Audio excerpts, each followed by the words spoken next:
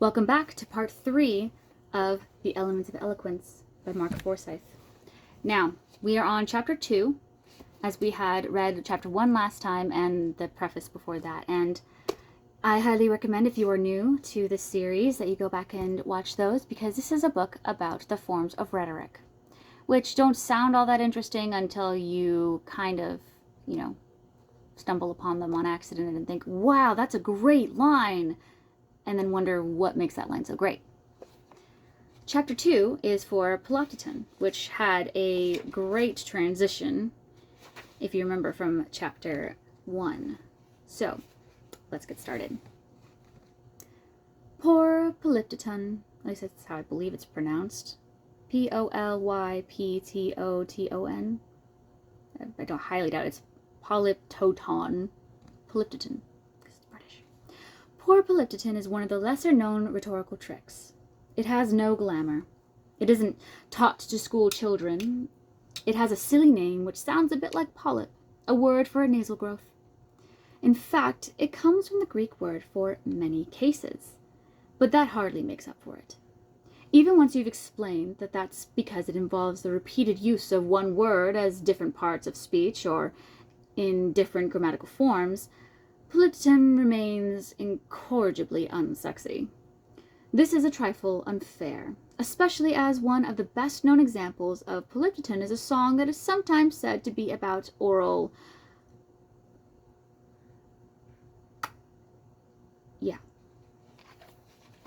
Please, Please Me, Lennon and McCartney, there's another little footnote, is a classic case of Polyptoton. The first please is please the interjection, as in please mind the gap. The second please is a verb meaning to give pleasure, as in this pleases me. Same word, two different parts of speech. It's easy, once you ponder it, to see how people could feel that the Polyptoton was a little perverse. Oh, there's another footnote. Thus, at least, Robert Christgau, music editor of The Village Voice.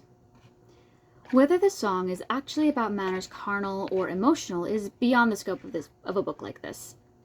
All that we know about John Lennon's motivations for writing it is that he had a specific interest in Polyptoton, even if he may not have known the name.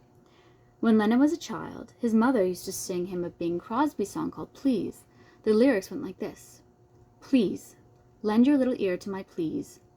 Lend a ray of cheer to my please.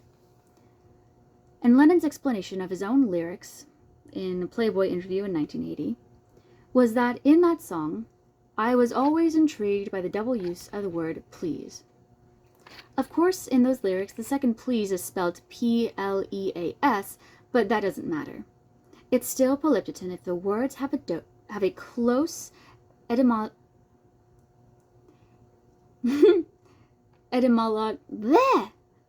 This is the same word Doofenshmirtz messed up. Etymological connection. Or are just different parts of the same verb. Which means that all you need is love, again Lennon and McCartney, is pretty much Polyptoton beginning to end. Nothing you can do that can't be done. Nothing you can sing that can't be sung, etc., etc. Of course, John Lennon didn't invent Polyptoton. Shakespeare used it all the time. Some of his most famous lines go, let me not to the marriage of true minds admit impediments. Love is not love, which alters when it alteration finds. Let me try that again. Let me not to the marriage of true minds admit impediments.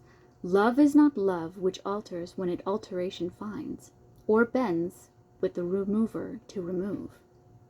Alters the verb, alteration the noun. Remover the noun, remove the verb. Love is not love is merely a paradox, and we'll come to that later. He used it again in Macbeth with, is this a dagger that I see before me, the handle towards my hand? In fact, Shakespeare was so fond of Polyptoton that he just repeated himself wholesale. He had a trick, and he liked it, and he used it again and again. So in Richard II, Bolingbroke, busy revolting, says, my gracious uncle, but his uncle, the Duke of York, replies, tut, tut, grace me no grace, nor uncle me nor uncle. I am no traitor's uncle, and that word grace in an ungracious mouth is but profane. Which is 3 counts of Polyptoton and jolly clever. In fact, Shakespeare was so pleased with himself that when he got round to writing Romeo and Juliet, he, hoping nobody would notice that he was just reusing his old lines, has Juliet's dad tell her, "Thank me no thankings, nor proud me no prouds." It was just a trick that Shakespeare had in his bag, and a device like that can be devised anywhere you like. In fact, the most famous use of Shakespeare's little trick wasn't by Shakespeare. This makes sense, really. Anybody can write "hello me no hellos," or "how are you old chap me no how are you old chaps." It is a trick available to everyone, and the best example was by a lady called Susanna Centlivre. I don't know how to pronounce that properly. Centlivre. Susanna had a strange life. She ran away from home, may have cross-dressed, may thus have been the first woman educated at Cambridge University, and was certainly the most successful female writer of the 18th century. But the only line of hers that has stood the test of time is from The Busybody, a son arguing with his father about the usual father-son issues of money, marriage, and remarriage. The father, Sir Francis, says, "Out of my doors, you dog, you pretend to meddle with my marriage, sirrah." Charles, the son, says, "Sir, I obey, but me no buts. Begone, sir! Dare to ask me for money again? Refuse 40,000 pound? Out of my doors, I say, without reply." And poor old Shakespeare probably turned once in his grave and mumbled, "But? I should have used but." Of course, these are the most obvious forms of Polyptoton, but verb versus but viewed as a word itself, and no, I'm not talking about one's derriere. It's almost too easy to do, but you're bound to come up with a good line, so never say never.